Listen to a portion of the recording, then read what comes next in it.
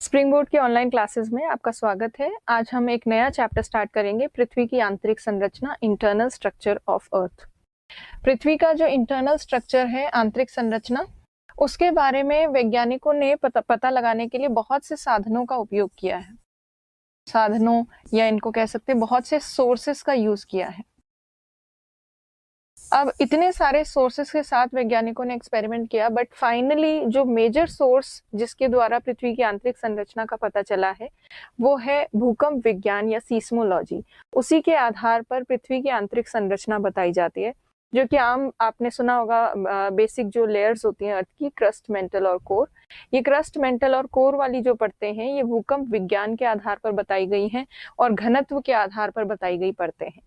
पर पहले हम थोड़ा सा ब्रीफली देख लेते हैं कि क्या क्या साधन हो सकते हैं, सोर्सेस हो सकते हैं पृथ्वी की आंतरिक संरचना के बारे में जानने की। तो देखिए, सोर्सेस जो हैं वो डायरेक्ट और इनडायरेक्ट दो तरह के हो सकते हैं, प्रत्यक्ष स्रोत और अप्रत्यक्ष स्रोत। प्रत्यक्ष तो वो माने जाते हैं जिसमें डायरेक्टली पृथ्वी के अंदर जाके देखा जाए।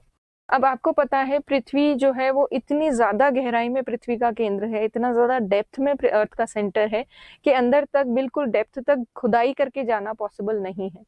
थोड़ी बहुत नॉलेज वैज्ञानिकों को माइनिंग, खनन जो होता है, खान वगैरह, माइन, उसके द्वारा थोड़ी नॉलेज पता चली है, ड्रिलिंग वगैरह के द्वारा थोड़ी सी नॉलेज मिली है साइंटिस्ट को। और वो थोड़ी सी नॉलेज जो है वो ये है कि जैसे जैसे माइंस डेप्थ में जाती हैं या गहराई तक खुदाई की जाती है, वैसे वैसे टेम्परेचर थोड़ा बढ़ता है और प्रेशर कंडीशंस जो हैं वो भी बढ़ जाती हैं। तो ये बेसिक ज्ञान पता चला है डायरेक्ट सोर्सेस से।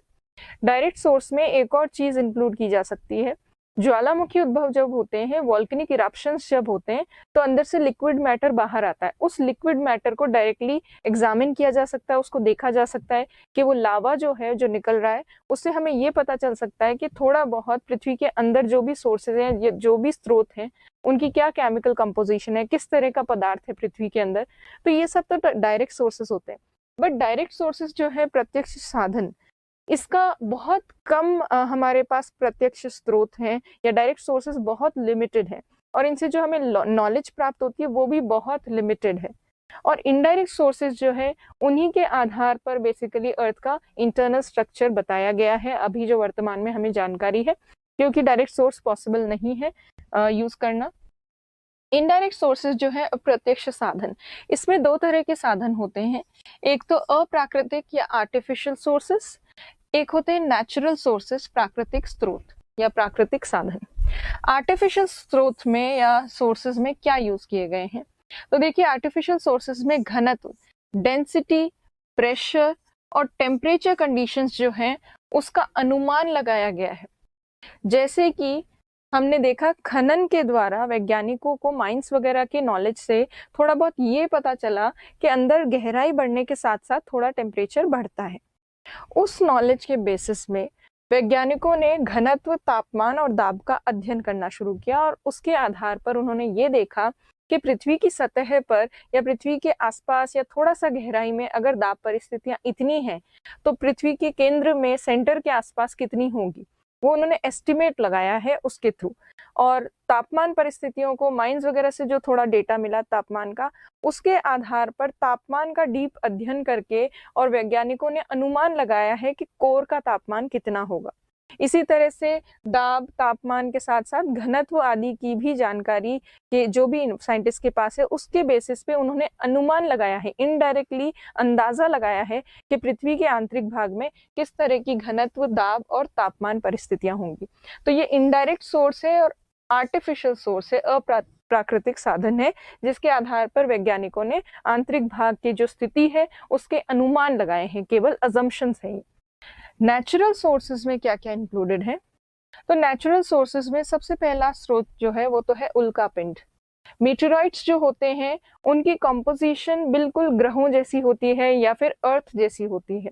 जितने भी उल्कापिंड वगैरह होते हैं या पृथ्वी तक पहुंचते हैं, उन उल्कापिंड की अगर अध्ययन किया जाए तो जिस तरह की संरचना उनके आंतरिक भाग में है, लगभग उसी तरह की संरचना पृथ्वी के आंतरिक भाग में भी मिलेगी, क्योंकि उल्कापिंड भी उसी समय बने थे जब बिग बैंग हुआ, या फिर वो जो बिग बैंग का सिद्धांत जिसके द्वारा बताया जाता है कि ब्रह्मांड की रचना हुई, उसी दौरान उल्का पिंड वगैरह ये टुकड़े भी बने होंगे। तो इसीलिए उनके अनुमान से, उनके अध्ययन के आधार पर वैज्ञानिक जो है आंतरिक संरचना का पता लगाने का प्रयास करते हैं।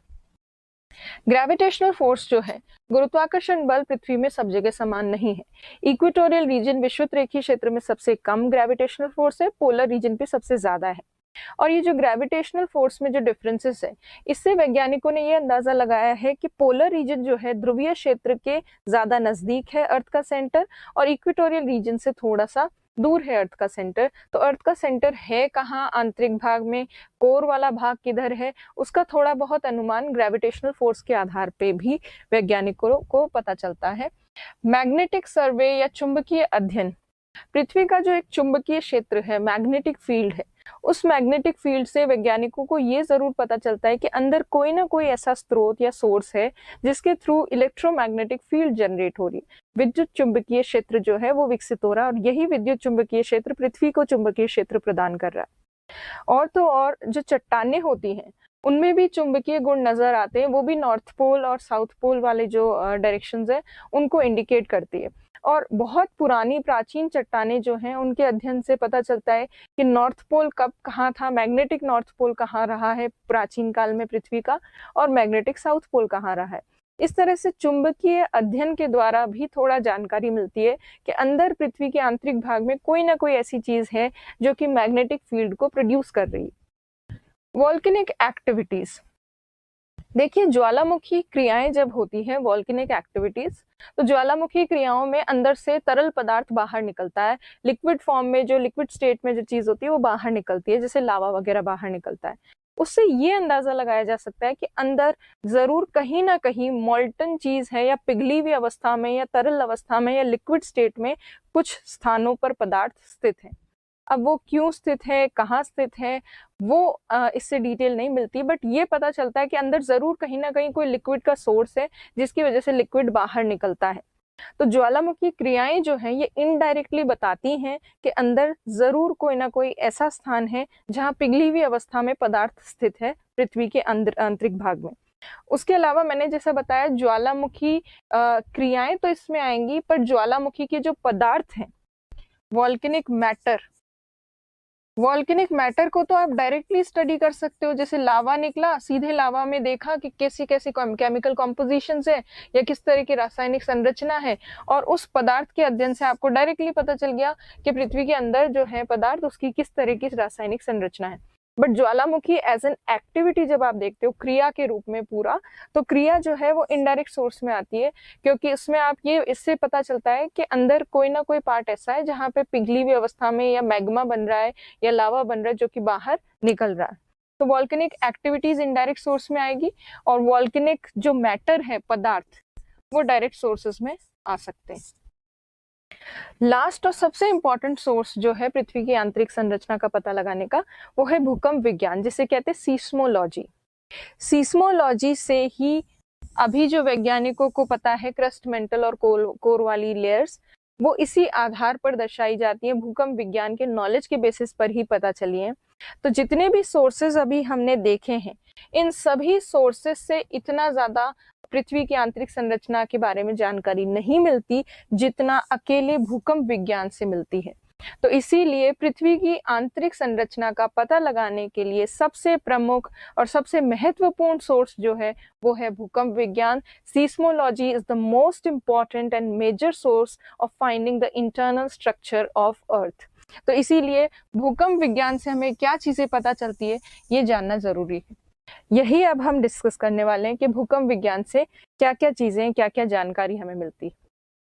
अब देखिए भूकंप विज्ञान जो है उसके अंतर्गत वैसे तो सीस्मोलॉजी में बहुत सारी चीजें पढ़ी जाती है, बट इंटरनल स्ट्रक्चर ऑफ अर्थ जो है उसकी जानकारी भूकंपीय तरंगों के अध्ययन से मिलती है। सीस्मिक वेव्स जो होती हैं उनकी स्टडी से पता चलता है अर्थ के इंटरनल स्ट्रक्चर के बारे में।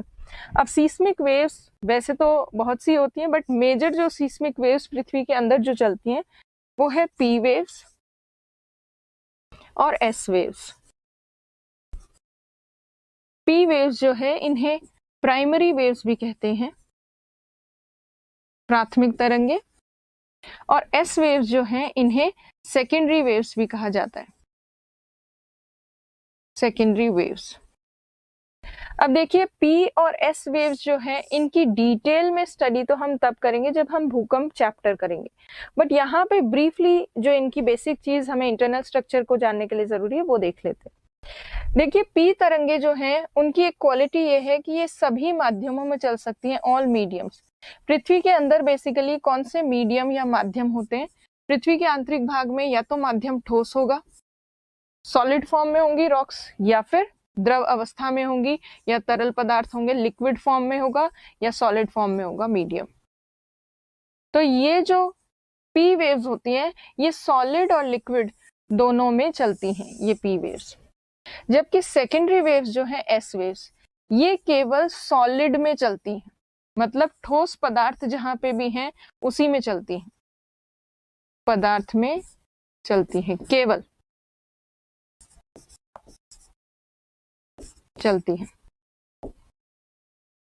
इसका मतलब एस वेव्स के मार्ग में जहां जहां पर भी लिक्विड फॉर्म में मैटर आएगा, तरल अवस्था में, द्रव अवस्था में, वहां पे एस वेव जो है वहां पे रुक जाएंगी, वो आगे वो गमन नहीं कर पाएंगी, वो आगे चल नहीं पाएंगी। इसीलिए एस वेव्स का जब डिटेल में अध्ययन करते हैं तो ये जानकारी मिलती है वैज्ञानिकों को कि कहाँ कहाँ एस तरंगे रुक रही है। जहां जहां एस वेव्स रुक रही हैं वहां वहां क्या होगा? पृथ्वी में लिक्विड पार्ट होगा या द्रव अवस्था में पदार्थ स्थित होगा। तो पी और एस तरंगे जो हैं इनके अध्ययन से ही बहुत सारे अनुमान लगाए गए हैं, उसी बेसिस पर क्रस्ट, मेंटल और कोर वाली संरचना पृथ्वी की बताई गई है। अब भूकंप तरंगे जो है पी और एस वेव्स, भूकंपीय तरंगों में एक और इंपॉर्टेंट चीज है, चाहे पी वेव्स हो चाहे एस वेव्स हो, दोनों ही तरंगे जो हैं जैसे ही डेंसिटी चेंज होती है, घनत्व में जैसे ही परिवर्तन होता है, इन तरंगों की जो मार्ग होता है वो भी थोड़ा सा परिवर्तित हो जाता है, क्योंकि जैसे ही अधिक घनत्व वाले भाग में जाती हैं ये तरंगे, ये थोड़ा सा अपने मार्ग से विचलित हो जाती हैं, या फिर हम कह सकते हैं रिफ्रैक्ट हो जाती हैं, थोड़ा सा डिविएट हो जाती हैं। तो जहां जहां पे घनत्व में अंतर है वहां वहां पी और एस तरंगे जो है वो थोड़ा सा अपने मार्ग से विचलित होंगी। और दूसरी चीज जो है, पी और एस तरंगों की गति, स्पीड का भी अध्ययन किया जाता है। इनकी स्पीड वेरी करती है। जब इनकी स्पीड बढ़ती है मतलब ज्यादा ठोस पदार्थ है, उसकी इलास्टिसिटी ज्यादा है, वहां पर तो इनकी स्पीड बढ़ जाती है, और जैसे लिक्विड पार्ट आता है वहां थोड़ी इनकी स्पीड कम हो जाती है। तो इन तरंगों के घनत्व आदि से संबंध है। घनत्व वगैरह या घनत्व बदलने पर ये विचलित होती है, डिफ्लेक्ट होती है, डिविएट होती है अपने मार्ग से, और गति जो है इनकी उससे भी थोड़ा पता चलता है कि आंतरिक भाग में किस तरह का पदार्थ है। तो पी और एस तरंगों के अध्ययन से कुछ अनुमान लगाए गए हैं। अब वो अनुमान क्या है उनको देखते हैं। देखिए पी और एस तरंगों को ही यहाँ पे भूकंपीय तरंगों में सम्मिलित किया गया है। एल वेव सरफेस पे चलती है, सतह पर, उनकी बात नहीं हो रही है।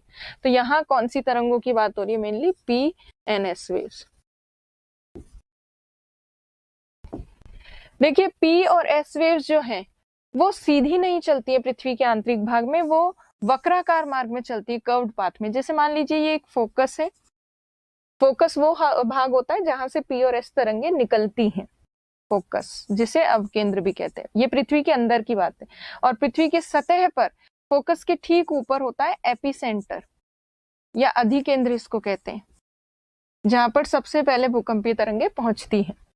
तो यदि हम एंगुलर डिस्टेंस देखें एपिसेंटर से, अगर हम देखें तो 103 डिग्री तक, 103 डिग्री तक तो ये भूकंपीय तरंगे दिखती हैं और महसूस भी होती हैं।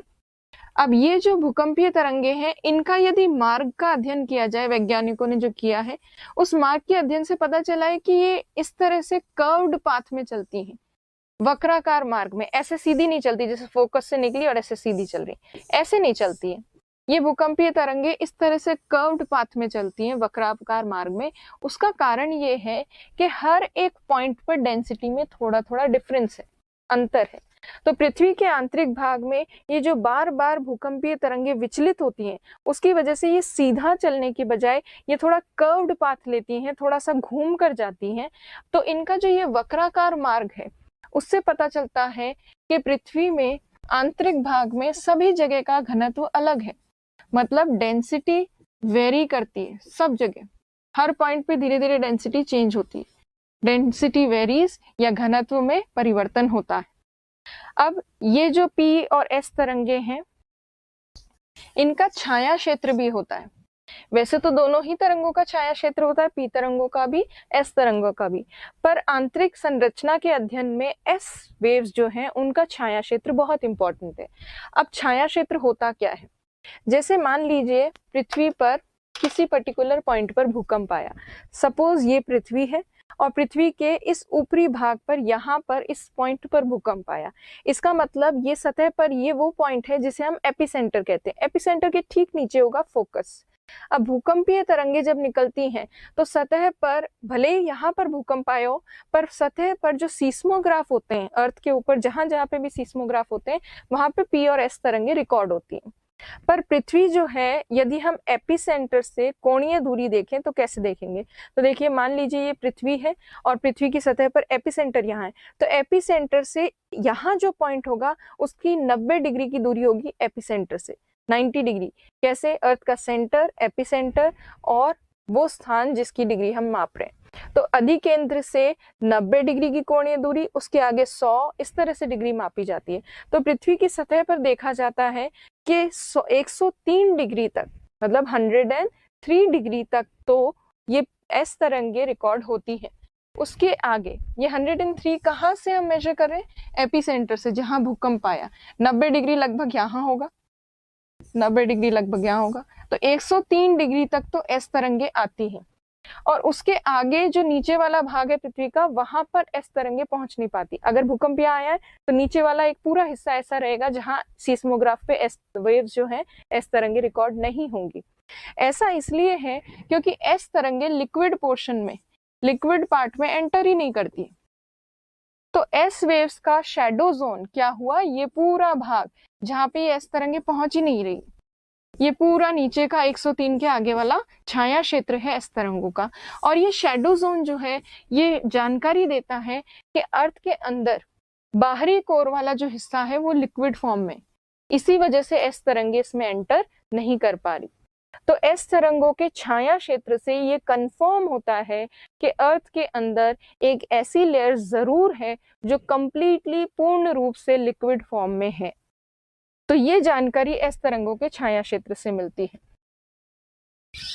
यदि हम देखें, जैसे ये जो दूसरा छाया क्षेत्र वाला पॉइंट है, वक्राकार मार्ग से तो पता चलता है कि घनत्व में परिवर्तन होता है हर जगह। छाया क्षेत्र से पता चलता है कि आउटर कोर जो है या आंतरिक भाग में कोई ना कोई परत लिक्विड स्टेट में है। फिर जब इन भूकंपीय तरंगों की गति का अध्ययन करते हैं, 3 स्थानों पर इन तरंगों की गति बहुत बदल जाती है। 3 प्लेसेस पर जब इनकी स्पीड में बहुत ज्यादा अंतर आता है। स्पीड में डिफरेंस कब आएगा? जब डेंसिटी में और पदार्थ की जो अवस्था है उसमें डिफरेंस आएगा, तभी स्पीड में डिफरेंस आता है। और 3 स्थानों पर जो स्पीड में चेंजेस आते हैं, इस बेसिस पर वैज्ञानिकों ने बताया है कि पृथ्वी में 3 परतें जरूर है। और ये 3 परतें किस आधार पर बताई है? घनत्व के आधार पर, डेंसिटी के बेसिस पर अर्थ के अंदर जरूर 3 परतें हैं। ऐसा वैज्ञानिकों ने अनुमान लगाया है भूकंपीय तरंगों के अध्ययन द्वारा। और उसी आधार पर वैज्ञानिकों ने बताया है कि क्रस्ट वाली परत सबसे ऊपर है जिसकी डेंसिटी सबसे कम है, फिर उसके नीचे मेंटल है जिसकी मीडियम डेंसिटी है, और सबसे अंदर है कोर जिसका घनत्व सबसे ज्यादा है। तो कुल मिलाकर वैज्ञानिकों ने भूकंप विज्ञान के अध्ययन द्वारा कुछ अनुमान लगाए हैं, कुछ अजम्पशंस जो हैं वो निकाल कर लेकर आए हैं वैज्ञानिक, और उन अजम्पशंस के बेसिस पर क्रस्ट, मेंटल और कोर वाली जो लेयर्स हैं उनकी जानकारी मिलती है। अब ये जो अजम्पशंस हैं वो कर्व्ड पाथ, शैडो जोन और स्पीड हैं। वक्राकार मार्ग का अध्ययन या वक्राकार मार्ग से जो अनुमान लगाए हैं वो छाया क्षेत्र के अनुमान, और भूकंपीय तरंगों के गति के बेसिस पे जो अनुमान लगाए हैं उस आधार पर ये सारी चीजें पता चलती है। अब जो क्रस्ट, मेंटल और कोर वाली संरचना है उसको देखें, उससे पहले हमने जो अभी किया वही देख लेते हैं एक बार टेक्स्ट फॉर्म में। तो भूकंपीय तरंगों के अध्ययन से क्या अनुमान लगाए गए? पहला अनुमान जो है वो ये है कि भूकंपीय तरंगे वक्राकार मार्ग में चलती हैं, कर्व्ड पाथ में। इसका मतलब पृथ्वी के आंतरिक भाग में सभी स्थानों का घनत्व अलग है, डेंसिटी वेरी करती है। दूसरा अनुमान जो है भूकंपीय तरंगों के छाया क्षेत्र से पता चलता है, स्पेशली एस वेव्स के छाया क्षेत्र से, कि बाहरी कोर जो है ये द्रव अवस्था में है, मतलब लिक्विड स्टेट में है आउटर कोर। तीसरी चीज जो पता चलती है, पी और एस तरंगों की गति आंतरिक भाग में 3 स्थानों पर बहुत ज्यादा चेंज हो जाती है और परिवर्तित हो जाती है। इस आधार पर पता चलता है कि आंतरिक भाग में घनत्व के आधार पर 3 परतें जरूर है, 3 जगह बहुत ज्यादा वेरिएशन आता है, तो 3 बेसिस पे हम लेयर्स को निकाल सकते हैं या 3 परतों में पृथ्वी को बांट सकते हैं। और गहराई के साथ घनत्व भी बढ़ता है, डेंसिटी भी बढ़ जाती है काफी ज्यादा। तो ये 3 अनुमान लगाए हैं वैज्ञानिकों ने भूकंप विज्ञान के आधार पर। अब हम इसी बेसिस पे जो क्रस्ट मेंटल और कोर वाली संरचना है उसको देखते हैं। सबसे पहले पृथ्वी को अगर देखें तो पृथ्वी के सबसे बाहरी जो सबसे पतली और बाहरी कवरिंग है या बाहरी परत है, उस पतली सी लेयर को, ये जो यहाँ पे ब्राउन कलर की आपको दिख रही है, इसको कहते हैं क्रस्ट। सबसे बाहरी पतला सा भाग, उसके अंदर क्रस्ट के आंतरिक भाग में और ज्यादा गहराई में अगर देखें तो मेंटल वाला पार्ट आता है, ये पूरा मेंटल है।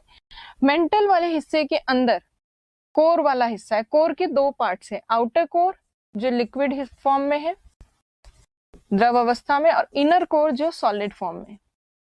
तो ये क्रस्ट मेंटल और कोर वाली संरचना है पृथ्वी की। एक एक करके इन चीजों को देखेंगे। उससे पहले अर्थ की जो इंटरनल स्ट्रक्चर है, ये जो लेयर्स है, ये अलग अलग बेसिस पे बताई जाती हैं। जैसे क्रस्ट मेंटल और कोर तो डेंसिटी के बेसिस पे, इसी तरह से और भी फॉर्म है लेयर्स को बताने के, वो भी देख लेते हैं। जैसे आप देखिए, क्रस्ट मेंटल और कोर वाली संरचना घनत्व के आधार पर बताई गई।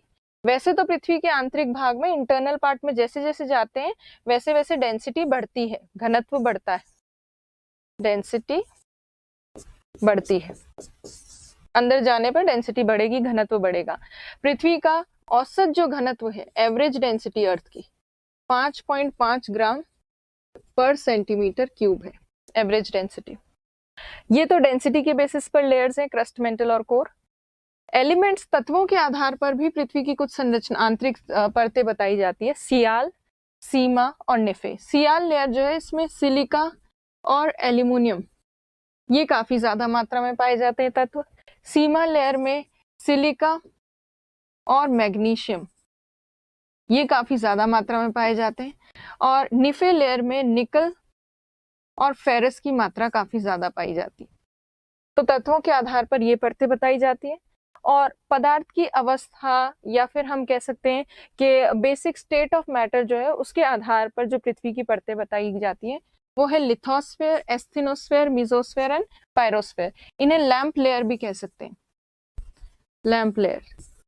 Lithosphere, asthenosphere, mesosphere and pyrosphere. Pyro means hot, तो हिंदी में इसको कहते हैं स्थल मंडल, एस्थेनोस्फेयर को कहते हैं दुर्बल मंडल, मध्य मंडल और ताप मंडल। तो अभी जो सबसे ज्यादा मान्य है वो है घनत्व के आधार पर पृथ्वी की आंतरिक संरचना। इसी को डिटेल में हम पढ़ेंगे। तो देखिए, क्रस्ट, मेंटल और कोर, घनत्व के आधार पर पृथ्वी की 3 ही प्रमुख परतें हैं, क्रस्ट, मेंटल और कोर।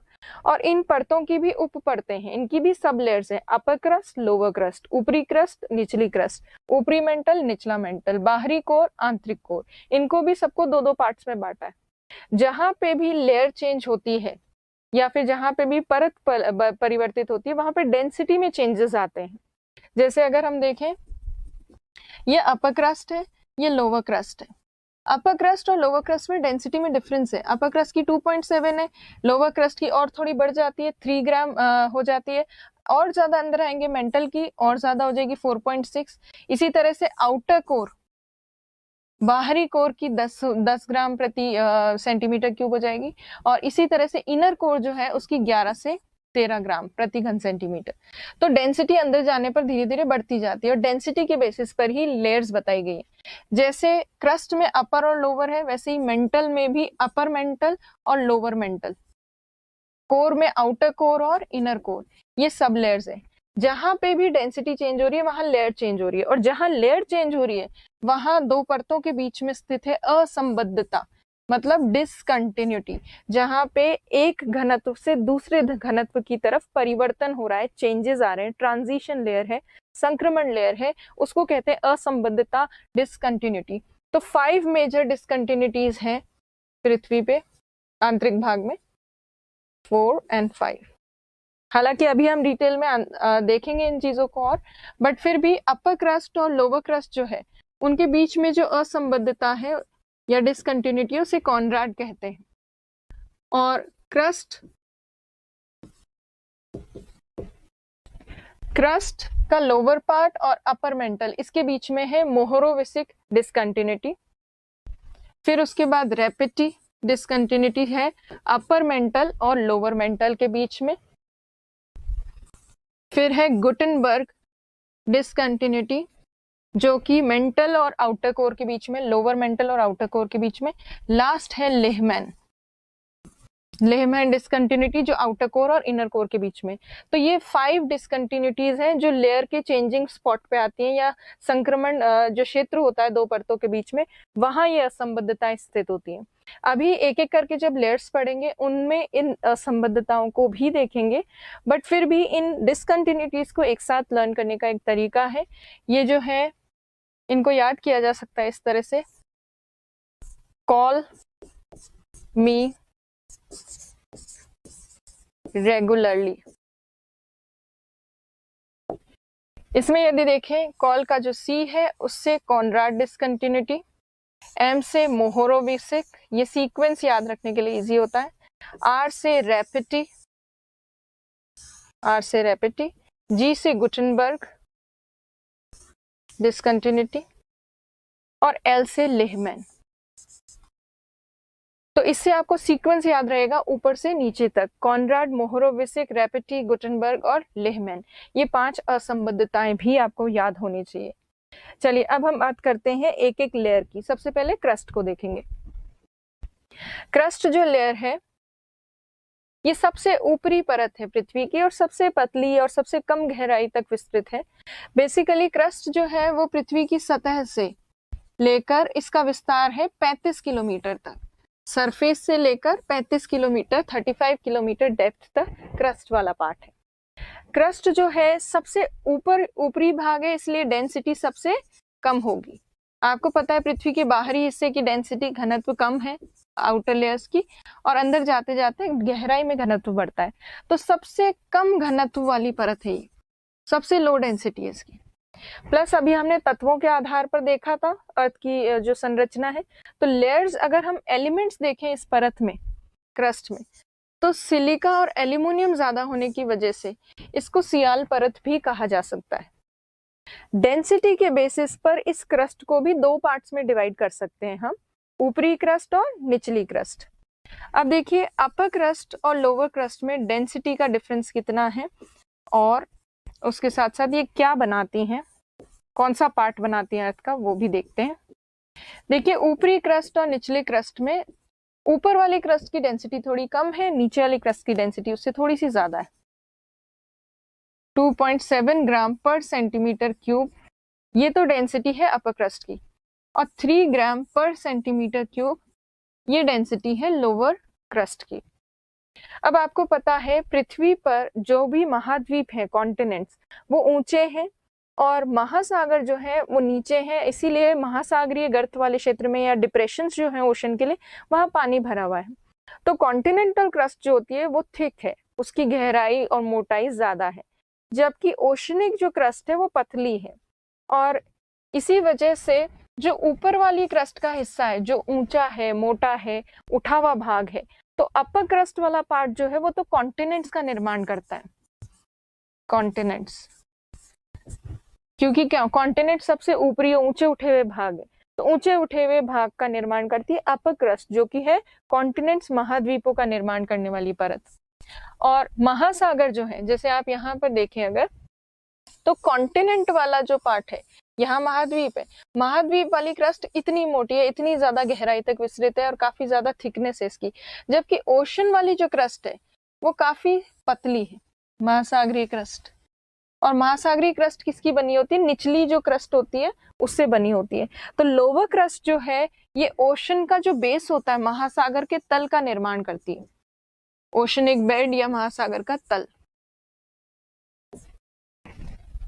अब जो अपर लेयर है क्रस्ट की, जो ऊपरी भाग है जिसका घनत्व कम है, जो महाद्वीपों का निर्माण करती है, उस परत में कम घनत्व वाली चट्टानें पाई जाती है।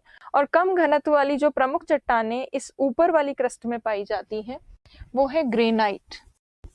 तो ग्रेनाइट जैसी कम घनत्व वाली चट्टानें ऊपरी क्रस्ट में पाई जाती है। और जो लोअर क्रस्ट है, निचली भाग है, आपको पता है निचली क्रस्ट में, लोअर क्रस्ट में डेंसिटी बढ़ जाती है।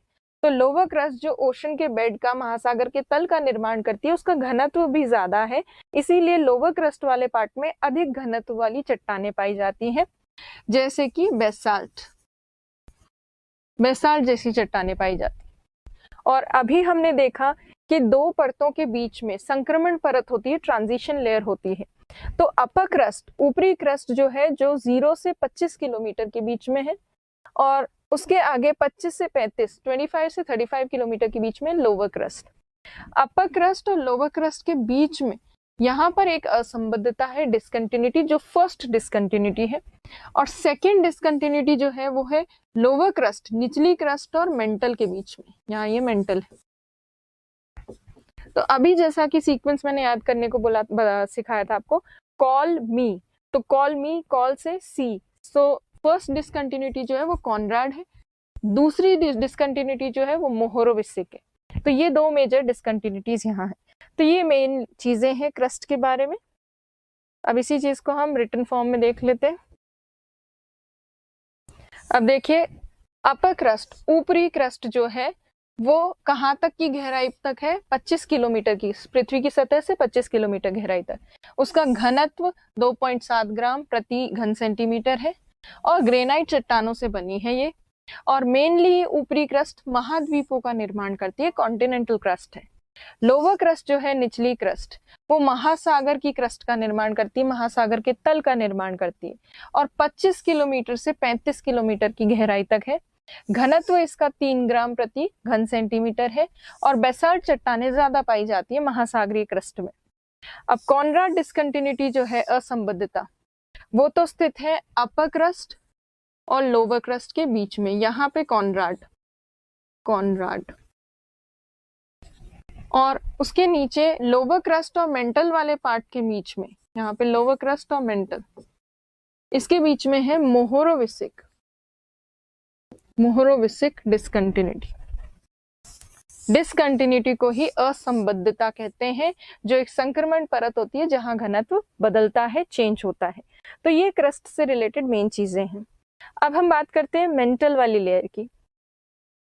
मेंटल जो परत है, मेंटल को प्रवार भी कहते हैं हिंदी में, मेंटल भी कहा जाता है, प्रवार भी कहा जाता है। अभी हमने देखा क्रस्ट जो है वो 35 किलोमीटर तक फैली हुई है, सतह से 35 किलोमीटर, और मेंटल वाला जो पार्ट है 35 किलोमीटर से लेकर 2900 किलोमीटर, 35 से 2900 किलोमीटर की गहराई के बीच पूरा जितना भी हिस्सा है पृथ्वी का, वो मेंटल ही है। अब मेंटल वाली जो लेयर है, अगर हम देखें तो जिस तरह से अभी हमने क्रस्ट में देखा था, इसके तत्वों की यदि बात करें तो मेंटल वाली परत सीमा परत कहलाती है, क्योंकि इसमें मेंटल वाली लेयर में जो एलिमेंट्स होते हैं मेनली वो सिलिका और मैग्नीशियम होते हैं, इसीलिए इसको सीमा लेयर भी कहा जाता है। मेंटल वाली जो लेयर है, इसकी डेंसिटी क्रस्ट में जितना घनत्व था उससे भी ज्यादा घनत्व किसका होगा? मेंटल का। और मेंटल से ज्यादा घनत्व किसका होगा? कोर का। तो इसका मेंटल की जो डेंसिटी है, एवरेज डेंसिटी मतलब औसत घनत्व, एवरेज डेंसिटी, ये 4.6 ग्राम है प्रति घन सेंटीमीटर, ये एवरेज डेंसिटी है।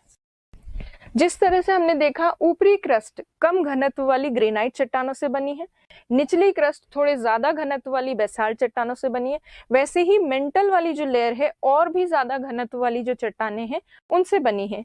और जो मेंटल वाली परत में एक प्रमुख चट्टान पाई जाती है उसका नाम है पेरिडोटाइट चट्टान। तो मेंटल वाली लेयर में पेरिडोटाइट रॉक्स ज्यादा पाई जाती हैं, पेरिडोटाइट। चट्टानें। अब मेंटल वाली लेयर में एक बहुत स्पेशल लेयर है, एक बहुत खास परत है। उस खास परत के बारे में देखें उससे पहले मेंटल के भी दो पार्ट्स हैं। 35 किलोमीटर 35 किलोमीटर से 700 किलोमीटर के बीच में तो है अपर मेंटल, ऊपरी मेंटल का भाग, और 700 किलोमीटर से 2900 किलोमीटर के बीच में है निचले मेंटल का भाग या फिर लोअर मेंटल वाला पार्ट। और अपर मेंटल में 100 से 200 किलोमीटर के बीच में एक विशेष पट्टी है या एक विशेष लेयर है, और इस विशेष लेयर का नाम है दुर्बल मंडल। दुर्बल मंडल, इंग्लिश में इस लेयर को कहते हैं एस्थेनोस्फेयर। एस्थेनोस्फेयर। इस एस्थेनोस्फेयर वाली लेयर की ऐसी क्या खास बात है कि ये सबसे इंपॉर्टेंट और विशेष परत बन जाती है? तो देखिए, ये इस पट्टी में रेडियो एक्टिव एलिमेंट्स बहुत ज्यादा हैं, रेडियोधर्मी पदार्थ काफी ज्यादा हैं, और उन रेडियोधर्मी पदार्थों का जब विघटन होता है या जब वो डीके होते हैं तो उसकी वजह से हीट एनर्जी रिलीज होती है, ऊष्मीय ऊर्जा, और उस हीट एनर्जी की वजह से इस पट्टी वाले क्षेत्र में जो भी चट्टानें हैं वो उच्च तापमान के कारण पिघलने लगती, और यहाँ पिघल कर द्रव अवस्था में चला जाता है। कुछ पदार्थ द्रव अवस्था में होता है, कुछ ठोस अवस्था में। जहां पर हीट एनर्जी ज्यादा रिलीज हो गई वहां पे तो पिघल जाएगा पदार्थ, कुछ जगह ठोस अवस्था में भी होता है। तो ये एक ऐसी खास परत है ऊपरी मेंटल की जहां पदार्थ अर्ध तरल अवस्था में पाया जाता है, पूर्ण रूप से तरल अवस्था में नहीं, अर्ध तरल अवस्था में, प्लास्टिक स्टेट जिसको कहते हैं उस स्टेट में। तो सेमी मॉल्टन फॉर्म में आपको पदार्थ यहाँ देखने को मिलता है, और ये सेमी मॉल्टन फॉर्म में जो पदार्थ दिखता है वो क्या होता है? मैग्मा होता है। यहाँ मैग्मा बनता है, यही मैग्मा ज्वालामुखी क्रियाओं द्वारा बाहर निकलता है, और जब मैग्मा अंदर से बाहर निकल जाता है एस्थेनोस्फेयर वाले पार्ट से, तो उसको सतह पर निकलने के बाद क्या कह देते हैं? लावा कहते हैं। तो मैग्मा जो लावा के रूप में बाहर निकलता है ज्वालामुखी क्रियाओं के दौरान या वॉल्केनिक एक्टिविटीज के टाइम पे जो लावा बाहर निकलता है वो बेसिकली आता कहाँ से? एस्थेनोस्फेयर से आता है, दुर्बल मंडल से। और दुर्बल मंडल में जब वो अंदर होता है वो पार्ट, तो उसे क्या कहते हैं? मैग्मा। और जब वही पदार्थ बाहर आ गया तो उसको क्या कहेंगे? लावा। तो लावा और मैग्मा कोई डिफरेंट चीज नहीं है। मैग्मा जब तक वो पृथ्वी के अंदर है, लावा जब वो पृथ्वी की सतह पर निकल आया है। तो दुर्बल मंडल खास परत इसलिए है क्योंकि ये परत जो है ये अर्ध तरल अवस्था में है, सेमी मॉल्टन स्टेट में, यहाँ मैग्मा बनता है। उसके साथ साथ ये दुर्बल मंडल वाला जो भाग है, दुर्बल मंडल जहां पर है 100 से 200 किलोमीटर के बीच, इसके ऊपर वाला जितना भी हिस्सा है पृथ्वी का, और ये हिस्से में क्या क्या सम्मिलित है? क्रस्ट, पूरी की पूरी क्रस्ट, और ऊपरी मंडल का छोटा सा भाग यहाँ तक, अप टू 100 किलोमीटर। तो अर्थ की, पृथ्वी की सतह से 100 किलोमीटर गहराई तक एस्थेनोस्फेयर या दुर्बल मंडल के ठीक ऊपर वाला जो पृथ्वी का हिस्सा है उसे कहते हैं लिथोस्फेयर। लिथोस्फेयर, या उसको हिंदी में कह सकते हैं स्थल मंडल। स्थल मंडल। तो ये स्थल मंडल क्या होता है ये पता होना चाहिए आपको। स्थल मंडल एक ऐसा ठोस भाग है जो दुर्बल मंडल के ऊपर है, और दुर्बल मंडल किस अवस्था में? सेमी मॉल्टन स्टेट में, अर्ध तरल अवस्था में, जहां रेडियो एक्टिव एलिमेंट्स की डीके की वजह से हीट एनर्जी रिलीज होने से कई जगह रॉक्स मेल्ट हो जाते हैं। तो ये एस्थेनोस्फेयर एक इंपॉर्टेंट लेयर थी। इसके अलावा अपर मेंटल और लोअर मेंटल वाला जो पार्ट है, यहाँ पर ऊपरी मेंटल कहाँ तक है? 700 किलोमीटर तक, और निचली मेंटल कहाँ है? 700 से 2900 किलोमीटर के बीच। जहां पे भी लेयर चेंज होगी वहां पे एक असंबद्धता या संक्रमण परत या डिसकंटिन्यूटी होगी। अब कौन सी डिसकंटिन्यूटीज यहाँ पे स्थित है? तो वो देखिए, रेपिटी नाम की जो डिसकंटिन्यूटी है वो अपर मेंटल और लोअर मेंटल के बीच में स्थित है। रेपिटी, असंबद्धता। और मेंटल और कोर वाला जो पार्ट है उसके बीच में भी एक असंबद्धता है जिसे कहते हैं गुटेनबर्ग असंबद्धता। तो यहाँ पर गुटेनबर्ग डिसकंटिन्यूटी है। तो इस तरह से मेंटल वाली लेयर की ये प्रमुख चीजें थी। उसके अलावा मेंटल वाली लेयर को अगर देखा जाए तो अर्थ में बाहर वाली क्रस्ट वाली परत तो बहुत पतली है और अंदर है कोर वाला हिस्सा। ज्यादातर पार्ट अगर आप देखोगे ये जो हिस्सा है ये पूरा मेंटल का है। इसका मतलब पृथ्वी की संरचना में ज्यादा से ज्यादा पृथ्वी की संरचना का जो आयतन है, वॉल्यूम और द्रव्यमान, पृथ्वी का अधिकतम द्रव्यमान तथा आयतन कौन सी परत में देखने को मिलता है? मेंटल में। अगर आप देखें 83.5 या लगभग 84% वॉल्यूम ऑफ अर्थ, पृथ्वी का आयतन किस में पाया जाता है? मेंटल में पाया जाता है। द्रव्यमान की अगर बात करें मास की, तो लगभग 67% जो मास है वो भी किस में पाया जाता है? मेंटल में। तो मेंटल एक ऐसी परत है जो पृथ्वी के सर्वाधिक द्रव्यमान और आयतन जो है वो सबसे ज्यादा मेंटल वाली परत में ही देखने को मिलता है। जैसे आप देखिए अभी जो डायग्राम मैंने बनाया था, आउटर ये जो क्रस्ट वाला जो भाग है, जो सबसे बाहरी हिस्सा है पृथ्वी का, ये बहुत पतला है, 35 किलोमीटर, बहुत कम होता है। और कोर वाला हिस्सा जो है वो आंतरिक भाग में, सबसे ज्यादा पार्ट किसका है? ये पूरा मेंटल का हिस्सा है। इसीलिए मेंटल मैक्सिमम वॉल्यूम और जो मास है अर्थ का उसको कॉन्स्टिट्यूट करता है। तो मेंटल की ये इंपॉर्टेंट चीजें थी। अब हम बात करते हैं मेंटल लेयर के बारे में। जो अभी पढ़ा था उसी को हम रिटन फॉर्म में देख लेते हैं। तो डेंसिटी, घनत्व, औसत घनत्व है ये मेंटल का, जो 4.6 ग्राम है। ये सर्वाधिक द्रव्यमान तथा आयतन का निर्माण करती है। Maximum mass and volume of earth इसी लेयर में है। पेरिडोटाइट नाम की चट्टानें इस परत में पाई जाती है। ऊपरी मेंटल जो है वो 35 किलोमीटर से 700 किलोमीटर के बीच में है। और ऊपरी मेंटल में 100 से 200 किलोमीटर के बीच दुर्बल मंडल नाम की परत है। और दुर्बल मंडल वाली जो लेयर है उसमें अर्ध तरल अवस्था में पदार्थ है। दुर्बल मंडल को ही क्या कहते हैं इंग्लिश में? एस्थेनोस्फेयर। जहां सेमी मोल्टन फॉर्म में मैटर है, किसकी वजह से? डीके होता है रेडियो एक्टिव एलिमेंट्स का, रेडियोधर्मी पदार्थों का। और एस्थेनोस्फेयर के ऊपर वाली ये जो पूरी परत है ये क्या कहलाती है? लिथोस्फेयर। ये पूरी की पूरी लिथोस्फेयर है, या स्थलमंडल कह सकते हैं इसको। और लोअर मेंटल वाला जो पार्ट है ये 700 से 2900 किलोमीटर के बीच है, और डिसकंटिन्यूटीज भी इनके बीच में पाई जाती है। तो ये कुछ प्रमुख चीजें थी मेंटल की। अब हम बात करते हैं लास्ट और सबसे आंतरिक जो परत है पृथ्वी की, जिसे कहते हैं कोर। कोर कहाँ से शुरू होती है? 2900 किलोमीटर से। जहाँ पे मेंटल खत्म होती है वहां कोर शुरू होती है। और कोर जो है पृथ्वी के अंदर, पृथ्वी के आंतरिक भाग में अर्थ के सेंटर तक जाती है, जो लगभग कितना है? 6371 किलोमीटर डेप्थ में है। तो 2900 किलोमीटर से 6371 किलोमीटर तक गहराई तक कोर वाली परत पाई जाती है। जिस तरह से सभी परतों में 2 लेयर्स थी, इसमें भी 2 सब लेयर्स हैं। एक तो है आउटर कोर, बाहरी कोर, और इनर कोर, आंतरिक कोर। ये 2 परतों में बांटा गया है, इसका मतलब दोनों की लेयर की डेंसिटी में डिफरेंस होगा ऑब्वियसली। और आउटर कोर जो है, बाहरी कोर, उसका घनत्व आंतरिक कोर से थोड़ा कम होगा, इनर कोर। तो बाहरी कोर जो है उसका घनत्व तो 10 ग्राम प्रति घन सेंटीमीटर पर सेंटीमीटर क्यूब। और इनर कोर वाली जो लेयर है इसका 11 to 13 ग्राम पर सेंटीमीटर क्यूब डेंसिटी है, घनत्व है। तो घनत्व सबसे ज्यादा कौन सी लेयर का है? इनर कोर का। जैसे जैसे अंदर जाते हैं आंतरिक भाग में अर्थ के, डेंसिटी भी बढ़ती है, घनत्व बढ़ता है, घनत्व के साथ साथ तापमान भी बढ़ता है, और प्रेशर, दाब भी काफी ज्यादा बढ़ता है। तो ये जो इनर आउटर कोर वाला हिस्सा है, बाहरी कोर, ये बाहरी कोर वाले भाग में तापमान बहुत ज्यादा होता है, बहुत हाई टेम्परेचर होता है इस लेयर में, क्योंकि यहाँ तक पहुंचते पहुंचते प्रेशर, टेम्परेचर, डेंसिटी सब बढ़ जाता है। और इतना हाई टेम्परेचर होता है कि यहाँ जो भी पदार्थ है वो किस फॉर्म में मिलता है? लिक्विड फॉर्म में, द्रव अवस्था में हमें यहाँ पदार्थ दिखता है।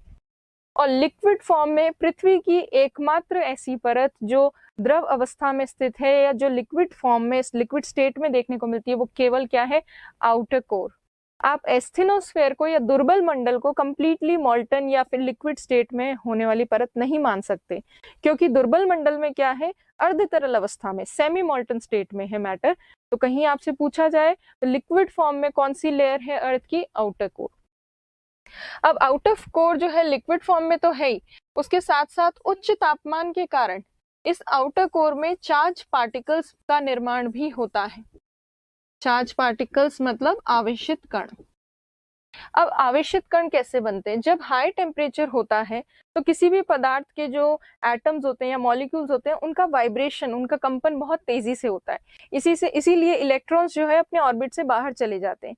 उस वजह से क्या होता है, पॉजिटिव और नेगेटिव चार्जेस सेपरेट हो जाते हैं, और जब सेपरेट हो जाते हैं या थोड़ा सा डिफाइन हो जाते हैं, तो जब पॉजिटिव और नेगेटिव सेपरेट होते हैं उससे क्या बनते हैं, चार्ज पार्टिकल्स, आवेशित कण। और ये भी एक साइंस में नियम है कि कहीं पे भी अगर चार्ज पार्टिकल्स हो, जब पृथ्वी के आंतरिक भाग में ये जो कोर वाला हिस्सा है, जैसे मान लीजिए ये अर्थ है, ये आउटर कोर है, किस फॉर्म में, लिक्विड फॉर्म में, और इसमें चार्ज पार्टिकल्स हैं। जब अर्थ घूमेगी, पृथ्वी रोटेट तो करती है, रोटेट करेगी तो ये लिक्विड जो है आउटर कोर में, ये तरल पदार्थ भी घूमेगा। जब ये तरल पदार्थ घूमेगा तो इसमें जो आवेशित कण है, चार्ज पार्टिकल्स, ये भी मूव करेंगे, घूमेंगे। और जब भी कभी चार्ज पार्टिकल्स मोशन में होते हैं, गति करते हैं या मूव करते हैं, तो उससे जनरेट होती है इलेक्ट्रोमैग्नेटिक फील्ड। Electromagnetic field.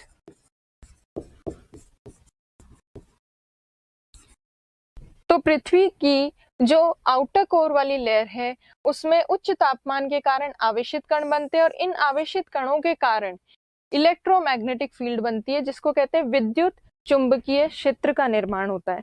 और ये विद्युत चुंबकीय क्षेत्र जो है, ये पृथ्वी को चुंबकीय क्षेत्र प्रदान करता है। अर्थ के चारों तरफ एक मैग्नेटिक फील्ड है, और मैग्नेटिक फील्ड किस वजह से मिलती है, क्योंकि आउटर कोर में क्या है, चार्ज पार्टिकल्स हैं। तो इन आवेशित कणों के कारण ही पृथ्वी को चुंबकीय क्षेत्र मिलता है। तो ये इंपॉर्टेंट चीजें होती हैं आउटर कोर की। तो आउटर कोर की क्या इंपॉर्टेंस है? एक तो आउटर कोर में आपको टेम्परेचर हाई मिलेगा, चार्ज पार्टिकल्स मिलेंगे, और एकमात्र ऐसी परत है जो कि किस स्टेट में है, लिक्विड स्टेट में है, और इलेक्ट्रोमैग्नेटिक फील्ड जनरेट करती है, विद्युत चुंबकीय क्षेत्र, उच्च तापमान और आवेशित कण। अब इनर कोर जो है, इसकी क्या खास बात है? इनर कोर में भी, आंतरिक कोर में भी टेम्परेचर बहुत हाई है, प्रेशर भी काफी ज्यादा है इनर कोर में, पर इनर कोर जो है इतना हाई टेम्परेचर होने के बावजूद भी ठोस अवस्था में है, सॉलिड स्टेट में है। ऐसा कैसे हो सकता है? जब आउटर कोर का टेम्परेचर ज्यादा है पर यहाँ पे पदार्थ पिघल गया। इनर कोर का टेम्परेचर तो आउटर कोर से भी ज्यादा है, बाहरी कोर से भी ज्यादा टेम्परेचर है आंतरिक कोर का, उसके बावजूद यहाँ ठोस अवस्था में पदार्थ कैसे मिल सकता है, वो अभी देखते हैं कैसे मिल सकता है। देखिए, मान लीजिए हम उदाहरण के तौर पे देखते हैं, बाहरी कोर और आंतरिक कोर।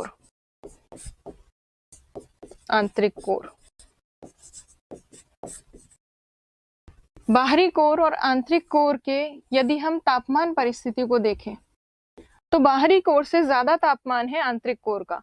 मान लीजिए बाहरी कोर में 4500 डिग्री सेल्सियस तापमान है, तो आंतरिक कोर में उससे ज्यादा होगा, 5000 डिग्री सेल्सियस। अब अगर देखा जाए तो दोनों ही लेयर्स में प्रेशर भी ज्यादा है, पर बाहरी कोर में जितना भी दाब है, जितना भी प्रेशर है, उससे कहीं ज्यादा प्रेशर कहाँ पर है, आंतरिक कोर में, क्योंकि ऊपर की जितनी भी परतें उन सबका प्रेशर लग रहा है उस पर।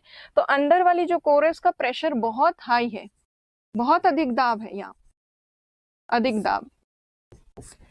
और अधिक दाब होने की वजह से क्या होता है, प्रेशर जो है उसका डायरेक्ट रिलेशन होता है मेल्टिंग पॉइंट से, direct relation with melting point, या इसको कह सकते हैं गलनांक, मेल्टिंग पॉइंट से।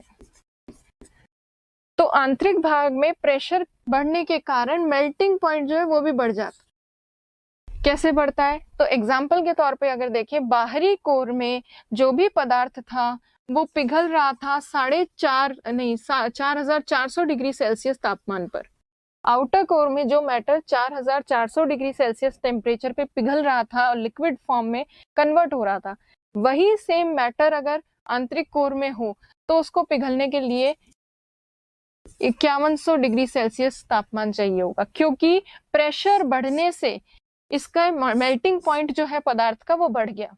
दाब इतना बढ़ जाता है कि मेल्टिंग पॉइंट जो है इनर कोर में वो काफी ज्यादा बढ़ जाता है, गलनांक बढ़ जाता है। इसी वजह से उच्च तापमान होने के बावजूद चट्टाने जो हैं वो गलनांक बिंदु तक नहीं पहुंच पाती या फिर मेल्टिंग पॉइंट तक नहीं पहुंच पाती, इसीलिए वो ठोस ही रह जाती हैं और द्रव अवस्था में नहीं पहुंच पाती।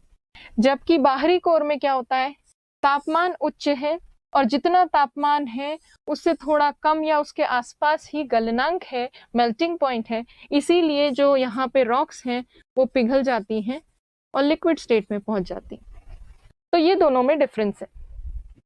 तो ये आपको होपफुली समझ में आ गया होगा। तो आउटर कोर जो है भले ही टेम्परेचर हाई हो फिर भी आउटर कोर जो है लिक्विड फॉर्म में, इनर कोर जो है हाई टेम्परेचर के बावजूद सॉलिड फॉर्म में है। अब कुछ लोगों को लग रहा होगा कि आउटर कोर जो है, बाहरी कोर, ये लिक्विड फॉर्म में है और इसकी हमने डेंसिटी कितनी बताई है, 10 ग्राम पर सेंटीमीटर क्यूब। क्या लिक्विड की डेंसिटी इतनी ज्यादा हो सकती है? डेंसिटी होती क्या है? तो डेंसिटी जो है घनत्व, मास पर वॉल्यूम होता है। पर वॉल्यूम मतलब द्रव्यमान प्रति आयतन। तो यदि हम देखें कोर वाला जो पार्ट है पूरा का पूरा, वो ये हैवी मेटल से बना हुआ है, बहुत ज्यादा भारी तत्वों से बना है, जैसे निकल और स्पेशली आयरन। तो निकल और आयरन जैसे जो तत्व हैं ये इतना भारी है, इनका मास इतना ज्यादा होता है कि भले ये लिक्विड फॉर्म में भी पहुंच जाए तो भी इनकी डेंसिटी काफी ज्यादा होती है। प्लस यहाँ प्रेशर की वजह से भी डेंसिटी ज्यादा होती है। तो आउटर कोर भले ही लिक्विड फॉर्म में हो पर इसकी डेंसिटी, घनत्व ज्यादा है, क्योंकि आउटर कोर के ऊपर प्रेशर भी लग रहा है काफी ज्यादा, प्लस इसमें हैवी मेटल्स हैं निकल और आयरन जैसे, इसलिए घनत्व मेंटल से ज्यादा होता है आउटर कोर का। और आउटर कोर से भी ज्यादा किसका होता है, इनर कोर का। तो ये जो है कोर की बेसिक चीजें हमने देखी। अब जिस तरह से बाकी सब परतों में हमने देखा कि डिसकंटिन्यूटीज हैं, असंबद्धताएं हैं, उसी तरह से कोर में भी असंबद्धताएं हैं। मेंटल और कोर वाला जो पार्ट है उसके बीच में तो है गुटेनबर्ग असंबद्धता यहाँ पर 2900 किलोमीटर पे, और लेहमैन असंबद्धता जो है डिसकंटिन्यूटी, वो आउटर कोर और इनर कोर के बीच में पाई जाती। तो ये मेन लेयर हो गई कोर वाली। तो इसी को हम बेसिक देख लेते हैं रिटन फॉर्म में। तो अब देखिए आउटर कोर 2900 से, अच्छा मैंने ये नहीं बताया आपको, डेप्थ 2900 से 5150 किलोमीटर तक बाहरी कोर है। घनत्व इसका 10 ग्राम प्रति घन सेंटीमीटर। द्रव अवस्था में लिक्विड स्टेट में पाई जाने वाली एकमात्र परत है ये पृथ्वी की। आवेशित कण इसमें पाए जाते हैं, चार्ज पार्टिकल्स, पॉजिटिव नेगेटिव जो मैंने बताया था।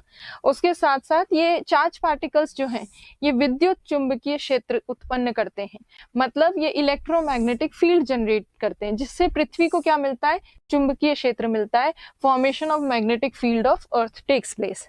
इनर कोर वाले पार्ट की इंपॉर्टेंस देखिए। इनर कोर जो है ये 5150 किलोमीटर से पृथ्वी की आंतरिक गहराई तक, मतलब 6371 किलोमीटर तक देखने को मिलती है। 11 से 13 ग्राम प्रति घन सेंटीमीटर इसका घनत्व है।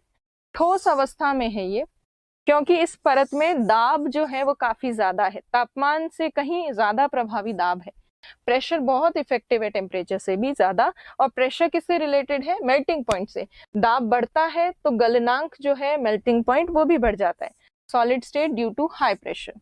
सो ये कुछ बेसिक चीजें हैं कोर की जो हमने डिस्कस की। अब देखिए क्रस्ट, मेंटल, कोर, सारी लेयर्स हमने देख ली है, इनके बीच में डिसकंटिन्यूटीज हमने देख ली है। फिर भी ओवरऑल सारा जो स्ट्रक्चर है उसको एक साथ देख लेते हैं लास्ट में। तो देखिए पहले तो असंबद्धताएं देखिए 5, कॉनराड, मोहोरोविसिक, रेपिटी, गुटेनबर्ग और लेहमैन। कॉल मी रेगुलरली के सीक्वेंस से आप इसको याद कर सकते हैं। अपर क्रस्ट, लोअर क्रस्ट, कहाँ तक है अपर क्रस्ट, 25 किलोमीटर तक, लोअर क्रस्ट 35 किलोमीटर तक। Upper mantle, lower mental. Upper mantle में एक विशेष परत जिसे कहते हैं एस्थेनोस्फेयर, 100 से 200 किलोमीटर के बीच। और एस्थेनोस्फेयर के ऊपर वाला सारा का सारा भाग, 100 किलोमीटर से ऊपर वाला सारा भाग लिथोस्फेयर या स्थल मंडल कहलाता है, स्थल मंडल। उसके बाद अपर मेंटल और लोअर मेंटल के बीच में भी रैपिडी असंबद्धता है, 700 किलोमीटर तक है ये। फिर मेंटल के नीचे आ जाता है आउटर कोर। आउटर कोर और इनर कोर के बीच में लेहमैन डिसकंटिन्यूटी है। आउटर कोर लिक्विड स्टेट में है और इनर कोर सॉलिड स्टेट में। तो ये कुछ बेसिक चीजें हमने अर्थ के इंटरनल स्ट्रक्चर से रिलेटेड देखी। अब देखिए अर्थ का इंटरनल स्ट्रक्चर जैसे मैंने स्टार्टिंग में बताया था, तत्वों के आधार पर भी बताते हैं। एलिमेंट्स के बेसिस पर सियाल, सीमा और निफे। उसी तरह से आप इसको स्टेट ऑफ मैटर के बेसिस पे भी बता सकते हो। जैसे लिथोस्फीयर 100 किलोमीटर तक, 100 किलोमीटर के नीचे दुर्बल मंडल 100 से 200 के बीच में, 200 से 2900 के बीच में मीजोस्फीयर मध्य मंडल, और 2900 के नीचे वाला जो पूरा पार्ट है उसे पायरोस्फीयर भी कह सकते हो, बेरिस्फीयर भी कह सकते हैं। कोर वाला जो पार्ट है उसके लिए यूज किया जाता है टर्म बेसिकली। तो ये भी आधार है, इन्हें लैंप लेयर्स कहा जाता है, LAMP। वैसे सबसे ज्यादा मान्य जो लेयर्स हैं अर्थ की वो क्रस्ट, मेंटल और कोर ही है। ये लैंप लेयर्स हम यूज करेंगे जब हम एक इंपॉर्टेंट सिद्धांत का अध्ययन करेंगे, और वो इंपॉर्टेंट सिद्धांत है प्लेट टेक्टोनिक थ्योरी। तो प्लेट विवर्तनिक सिद्धांत के दौरान इन लैंप लेयर्स का यूज हम करेंगे। प्लेट्स जो मूव करती हैं उन सब चीजों को समझने के लिए एस्थेनोस्फीयर, दुर्बल मंडल और स्थल मंडल की जानकारी बहुत इंपॉर्टेंट है, जो कि आज आपने इस चैप्टर के थ्रू थोड़ा बहुत देख लिया। तो ये है अर्थ की इंटरनल लेयर्स, पृथ्वी की आंतरिक संरचना परतों वाली, और किसके आधार पर बताई जाती है? घनत्व के आधार पर पृथ्वी की आंतरिक संरचना बताई जाती है, जो सबसे ज्यादा मान्य है। और किसके आधार पर, किस साधन के बेसिस पे हमने ये परतें बताई है या वैज्ञानिकों ने ये परतें बताई है? सीस्मोलॉजी के बेसिस पर, भूकंप विज्ञान के आधार पर। क्या दूसरे सोर्सेज नहीं होते इंटरनल स्ट्रक्चर के अध्ययन के लिए? होते हैं, पर वो इतने प्रभावी नहीं है जितनी सीस्मोलॉजी या भूकंप विज्ञान प्रभावी होता है। प्रत्यक्ष स्रोत या डायरेक्ट जो सोर्सेज हैं वो बहुत कम है इंटरनल स्ट्रक्चर को फाइंड आउट करने के लिए। मोस्टली सोर्सेज क्या है? Indirect sources. सो होपफुली आपको ये चैप्टर समझ आया होगा। नेक्स्ट क्लास में हम और भी कई चीजें सीखेंगे। तब तक के लिए थैंक यू।